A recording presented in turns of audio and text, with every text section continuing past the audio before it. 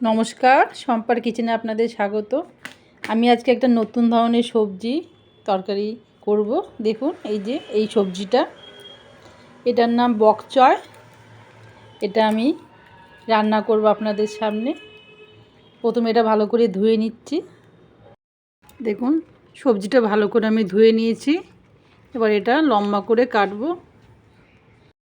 এই যে লম্বা করে দুরকম কেটে নিলাম। এবার মাঝখান দিয়েও এরকম করে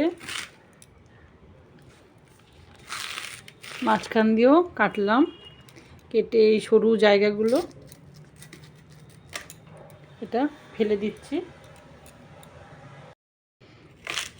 এবার এইভাবে পাতাগুলোকে মাঝখান দিয়ে এরকম আবার কেটে সরু করে, আপনারা নাইফ ইউজ করলে নাইফ দিয়েও কাটতে পারেন। আমি বটি ইউজ করছি।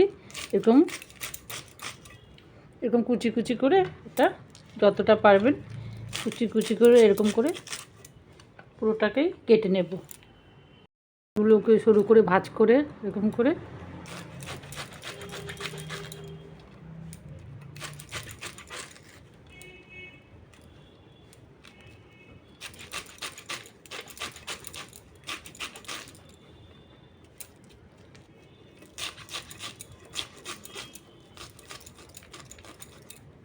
যতটা কুচি পারবেন করে নেবেন। এইভাবে করে নিচ্ছি। দেখুন ওপরের পাতাগুলো আমি সমস্ত সরু সরু করে কেটে নিয়েছি। আর নিচের যে বকচয় নিচের খণ্ডগুলো, এগুলো সেই তুলনায় একটু শক্ত শক্ত আছে। সেই জন্য আমি কি করছি, আপনারা গ্রেটার দিয়ে এটাকে গ্রেট করে নেবেন। তবে গ্রেট করে নিলে সেটা নরম হয়ে যাবে তাড়াতাড়ি, ওটার টাইম লাগবে না, আপনারা খুব চটজলদি করে নিতে পারবেন। এই দেখুন এটা একটু, যে বকচয়ের ভেতরটা একটুখানি সেই তুলনায় একটু শক্ত থাকে। যে আমি এইভাবে গ্রেট করে নেব। গ্রেট করে নিলে যে মিহি হয়ে যাবে, চটজলদি রান্না হয়ে যাবে। চলুন আমি কেটে নিই সব।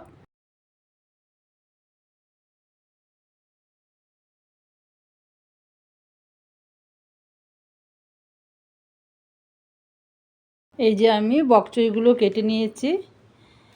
এই কেটে এই জায়গাটা গ্রেট করে কুড়ে রেখেছি, এখানে রেখেছি। আর এই যে দেখুন পাতাগুলো একসাথে রেখেছি। রান্না করব এই জন্য আমি জিরে, তেজপাতা, শুকনো লঙ্কা, সামান্য পরিমাণে হিং নিয়েছি, সম্বাদ দেব। আর এই যে কেটে নিয়েছি পেঁয়াজ কুচি, টমেটো কুচি, কড়াইশুঁটি রেখেছি। আর চিংড়ি মাছ। চিংড়ি মাছ অপশনাল, যারা দেবেন তো দেবেন, নাহলে এটা চিংড়ি মাছ ছাড়াও করা যাবে।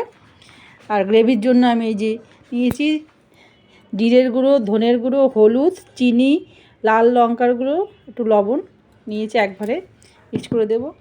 আর তেলে রান্না করছি। চলুন আসা যাক। কড়াই বসে নিয়েছি, কড়াইটা গরম হয়ে গেছে, আমি তেল দিয়ে দিলাম।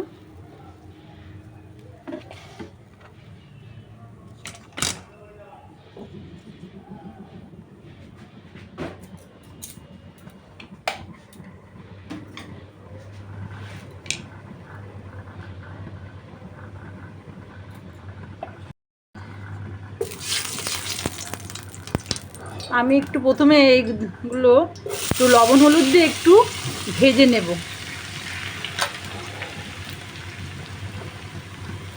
এইটা দিয়ে দিলাম, পরিমাণ মতো হলুদ আর লবণ দিয়ে একটু কিছু পরিমাণে এটা একটু নেড়ে ভাজা ভাজা করে নেব।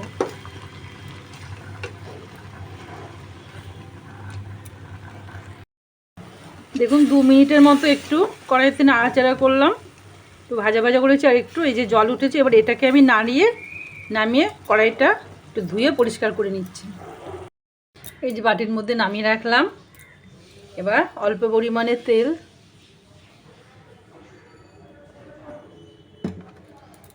দিয়ে সম্বারগুলো দিয়ে দেব।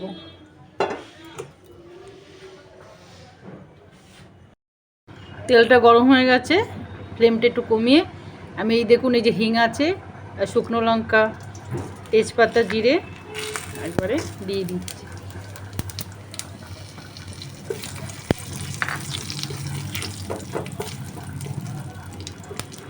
একটু মশলাটা ভাজা হলে এবার আমি পেঁয়াজটা দিয়ে দেব।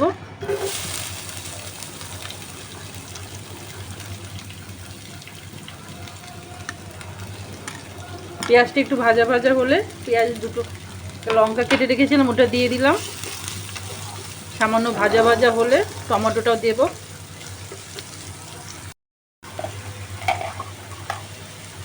সামান্য লবণ আর হলুদ পেঁয়াজটার মধ্যে দিয়ে দিলাম। লবণটা তো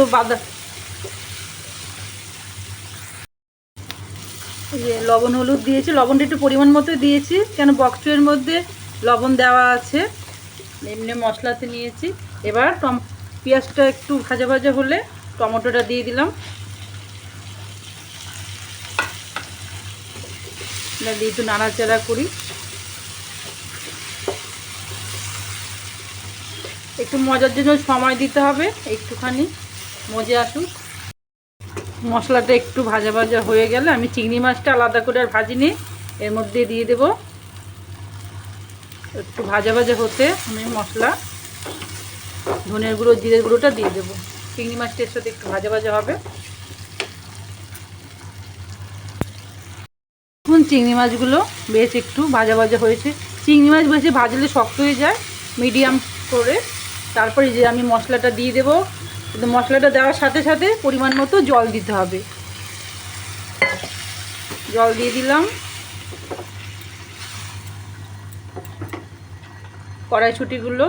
কড়াইশুঁটির দিন থাকলে কড়াইশুঁটি পাওয়া যাবে, নাহলে আপনারা এমনিই করবে, কড়াইশুঁটি দেওয়ার দরকার নেই।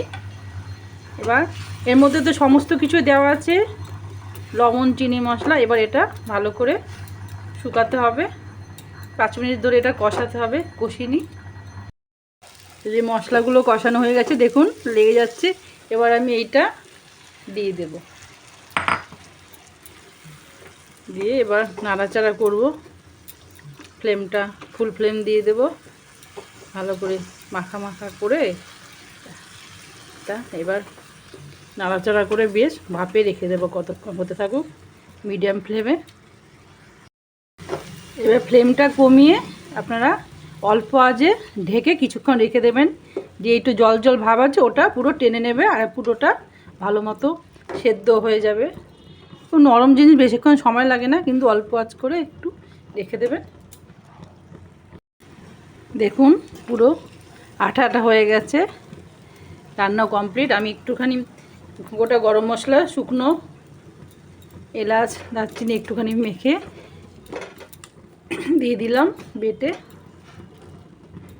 আর এই যে আপনারা উপর দিয়ে ঘি ছড়িয়ে দেবেন, কমপ্লিট হয়ে যাবে।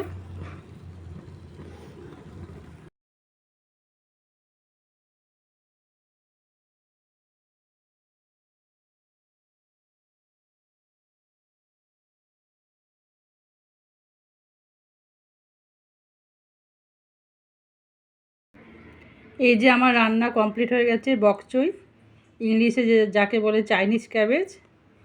বাজারে প্রায়ই পাওয়া যায়, আপনারা বাড়িতে নিয়ে এসে করবেন, আমি যেভাবে করলাম।